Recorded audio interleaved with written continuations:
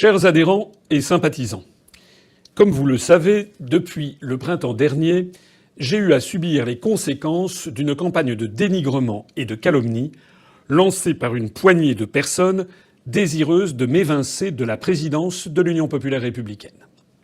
Par respect pour l'engagement de transparence que j'ai toujours eu avec vous, je tiens aujourd'hui à revenir sur les nouveaux développements de cette affaire qui date d'il y a déjà bientôt 1 an. Et comme vous savez que je n'aime pas la langue de bois, je ne vais pas tourner autour du pot, je vais en venir directement aux faits qui me sont reprochés. Premièrement, je suis un homme de 63 ans. J'ai commencé ma vie professionnelle il y a 35 ans, au même moment d'ailleurs où je rencontrais celle qui allait devenir ma femme et dont je partage la vie depuis 35 ans. Il s'agit d'un mariage heureux, nous avons 2 enfants dont nous sommes fiers et nous sommes une famille unie. Ce n'est pas si fréquent. Deuxièmement, en 35 ans de vie professionnelle, j'ai eu des centaines de collaborateurs, hommes et femmes. Je n'ai jamais eu la moindre affaire de la nature de celle qui m'est soudain reprochée depuis quelques mois. Je suis aujourd'hui attaqué par 2 anciens employés de l'UPR, 2 parmi une cinquantaine de collaborateurs depuis que j'ai créé l'UPR. Je voudrais préciser aussi autre chose.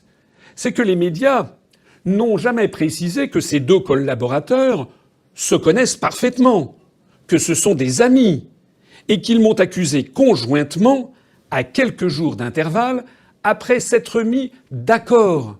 Et si je peux le dire, c'est que je peux vous révéler que l'un d'entre eux a admis, devant les officiers de police judiciaire pendant la confrontation à laquelle j'ai été conduit, que l'autre l'avait appelé en lui disant, je cite, « Viens frérot, dépose une plainte avec moi, on va, excusez-moi le jargon, on va se faire des couilles en or en plumant Asselineau et l'UPR ». Je note au passage que c'est un des éléments, une des pépites, comme a dit un officier de police judiciaire, qui figure dans le dossier, qui figure dans les procès-verbaux, mais qui ne figure pas dans la note de synthèse qui a été transmise curieusement au procureur de la République. Troisièmement, dans la presse, les choses sont présentées comme si j'avais détourné des jeunes gens et que j'avais usé de ma position pour abuser d'eux, allant jusqu'à commettre, je cite, des agressions sexuelles. Je voudrais tout d'abord rappeler que les 2 personnes dont il s'agit sont un homme de 37 ans à l'époque où il situe ces accusations, qui pratiquait les arts martiaux, ce que je ne fais pas. Et l'autre était âgé de 25 ans à l'époque.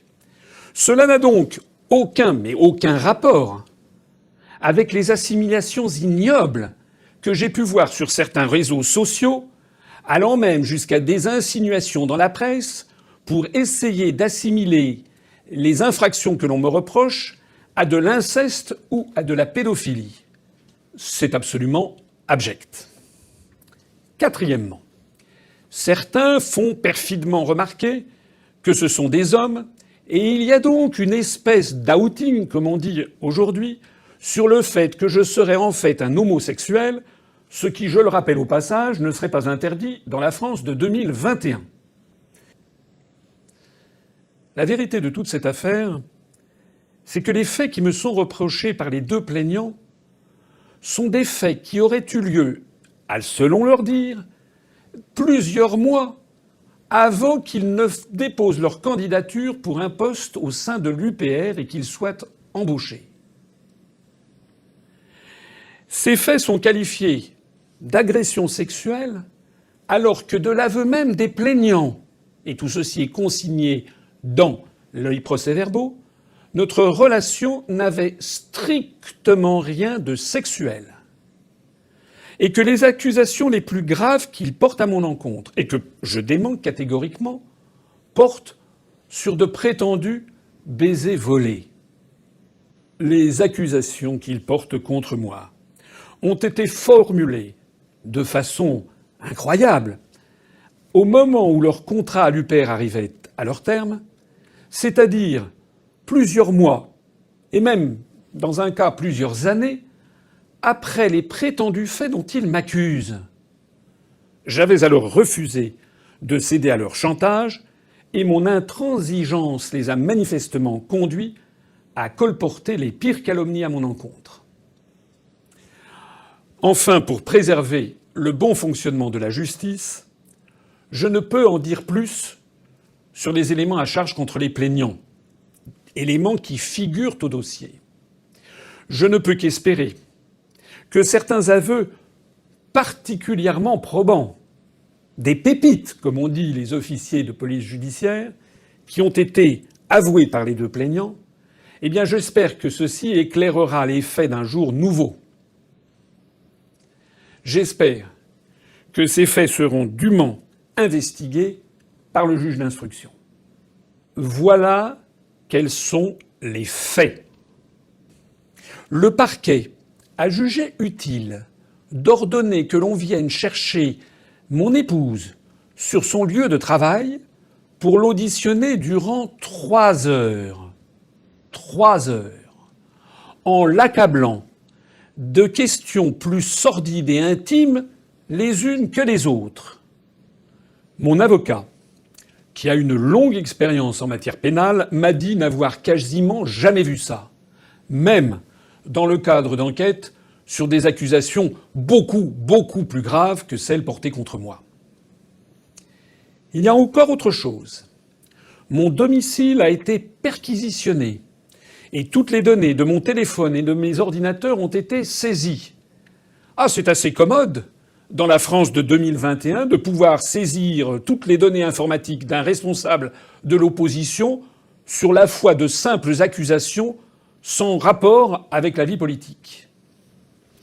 Au cours de ces 2 journées difficiles, j'ai pu découvrir aussi un dossier d'enquête mené, hélas, exclusivement à charge et dont les conclusions semblaient avoir été écrites à l'avance.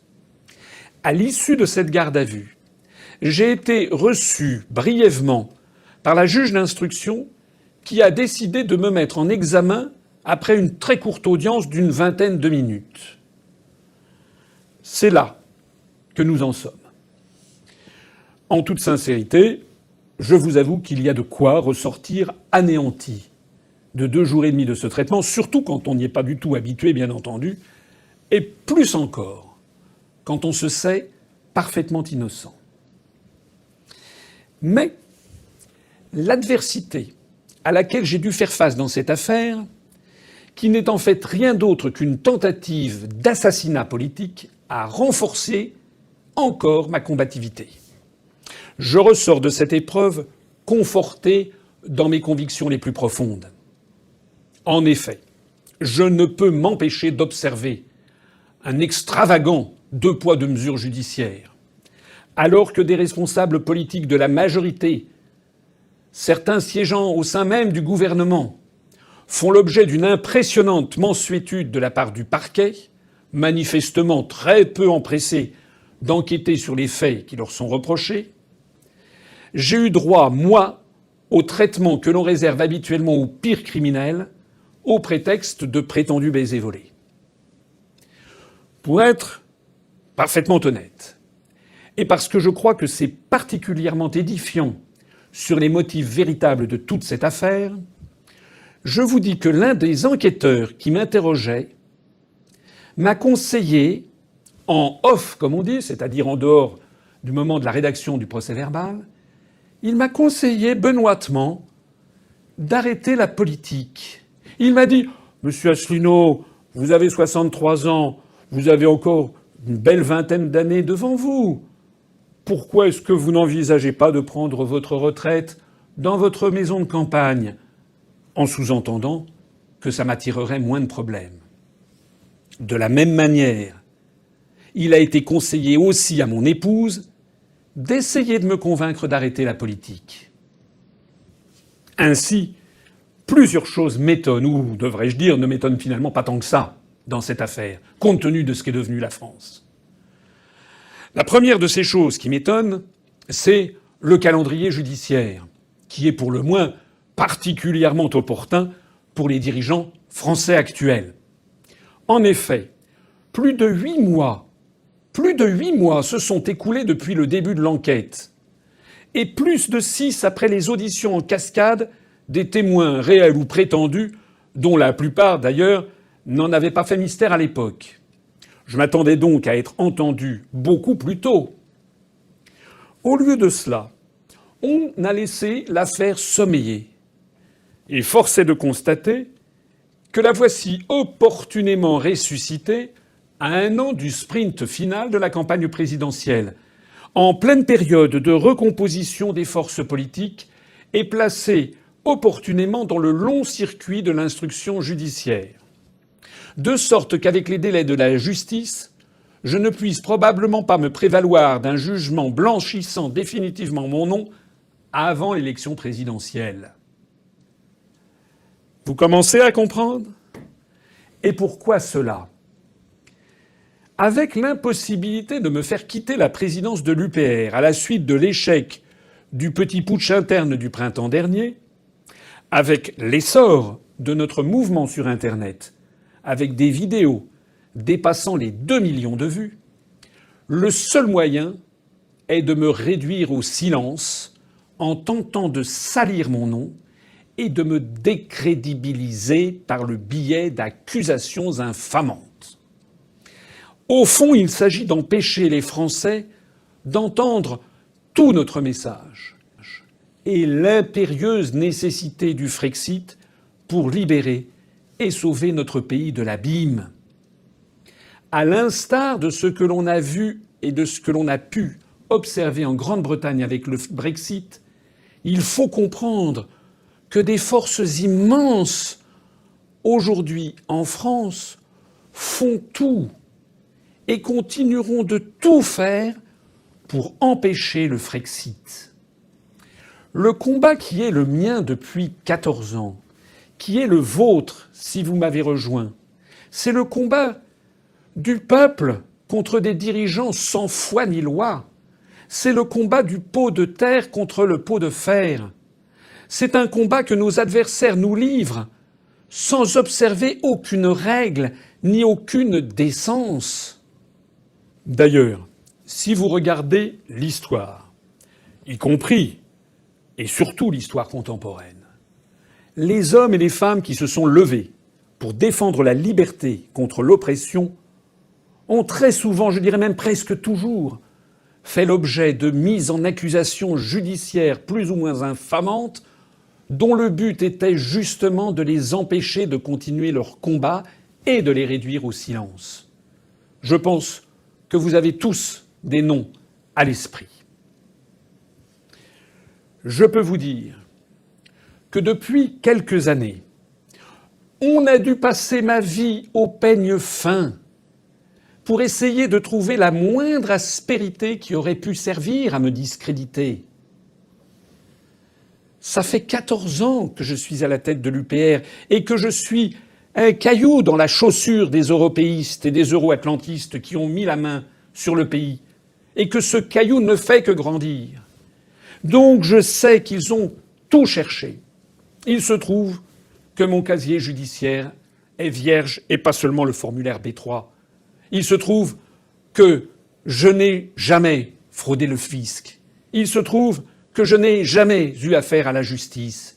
Il se trouve que je n'ai aucun conflit d'intérêts. Il se trouve que je ne suis pas animé par l'amour de l'argent. Il se trouve que je n'ai pas la main baladeuse sur les enfants, comme des policiers ont osé le demander à ma femme. Alors, faute de mieux, on a trouvé à m'accuser d'agression sexuelle alors que les plaignants eux-mêmes reconnaissent qu'il n'y a strictement rien eu de sexuel dans nos relations. Il me semble que cette manœuvre est grossière, qu'elle crève les yeux. J'en ai vu d'autres, et je pense que vous aussi, mais celle-ci est peut-être la plus violente, la plus déstabilisante, la plus infamante qui m'ait été imposée. Je pense également que l'électorat est quand même, et heureusement, de moins en moins dupe de ce genre de coups tordus et d'instrumentalisation de la justice aux fins d'éliminer un opposant politique. Et en l'occurrence, je n'hésite pas à le dire, l'un des seuls véritables opposants en France à l'oligarchie qui nous a servi. En d'autres termes, cette sale affaire qui me pèse sur moi, c'est en fait peut-être la meilleure preuve que je pouvais vous donner, d'une part que je suis un opposant résolu, et d'autre part qu'ils n'ont en fait rien de sérieux à me reprocher. La seconde chose extravagante que j'ai constatée, et tout à fait instructive, est la couverture des médias. J'ai découvert avec stupéfaction que la nouvelle de ma garde à vue s'est ébruitée très rapidement, en violation totale du principe du secret de l'enquête, et que l'ensemble des médias du pays s'en sont fait l'écho, depuis la plus grande presse nationale jusqu'à la presse locale, en passant par la presse régionale, des matinales de radio aux 20h de France 2. La couverture de cet événement a pris des proportions tout à fait extravagantes compte tenu de la couverture médiatique habituelle dont vous savez qu'elle est pratiquement inexistante de l'UPR. La présentation de cette affaire par les médias n'a d'ailleurs généralement comporté aucun des éléments à décharge que j'ai produits depuis avril dernier, ni aucun des éléments que j'ai livrés sur la personnalité, le calendrier, les manœuvres, les chantages de mes accusateurs et qui sont consignés dans les procès-verbaux. La censure implacable que les médias manifestent à mon égard depuis bientôt 14 ans ne leur suffisait donc manifestement pas. Il leur fallait encore jeter mon honneur à la vindicte de l'opinion publique. Et certains journalistes n'hésitent pas à aller encore plus loin. Le journaliste d'un quotidien prétendument de gauche, j'ai même pas envie de m'abaisser à citer le nom, n'a pas eu le moindre scrupule à se faire enquêteur, avocat, procureur, toujours à charge exclusivement, juge et partie à la fois, n'a pas hésité à tronquer tous les éléments qui ont été mis entre ses mains en violation du secret de l'enquête, à relayer les pires ragots, à jeter mon nom au chien sans se soucier un instant des répercussions que cela peut avoir sur mes proches, en violation de la présomption d'innocence. Ce ne sont pas des méthodes de journalistes, ce sont des méthodes de tueurs à gages en mission commanditée. Parce qu'il s'agit de détruire un opposant politique, un journal laisse donc publier des horreurs qui ne sont finalement rien d'autre qu'une tentative d'outing déguisé. C'est ça la presse de gauche? C'est ça la presse progressiste? Que la presse, qui feint de m'ignorer tout le reste de l'année, ressente soudainement le besoin de parler de moi pour tenter de me salir, est en fait un excellent signe. Car on ne tire pas, vous le savez, sur une ambulance. C'est en fait le signe que ma personnalité, l'union politique républicaine que j'ai créée, le nombre grandissant de nos adhérents, de nos sympathisants, le succès de plus en plus manifeste de nos analyses et de nos propositions, tout cela inquiète l'oligarchie. La pandémie de la Covid-19 et le feuilleton pénible et interminable de la pantalonnade qu'est la gestion de M. Macron et de son gouvernement sont en train de rebattre les cartes de l'échiquier politique. De plus en plus de Français se rendent compte de la pertinence des analyses que l'UPR développe depuis 14 ans et de l'urgence qu'il y a à les mettre en œuvre. Il en va de la survie de notre pays et de ses institutions. C'est pourquoi, malgré l'adversité sans cesse plus grande à laquelle je devrais faire face à mesure que nous apparaissons comme l'alternative la plus crédible au chaos dans lequel M. Macron est en train de plonger la France et auquel les opposants ne peuvent remédier en rien, je continuerai à œuvrer pour le rassemblement, au-delà des clivages, des citoyens et des forces politiques désireux de rendre à notre pays sa souveraineté dès la prochaine échéance présidentielle.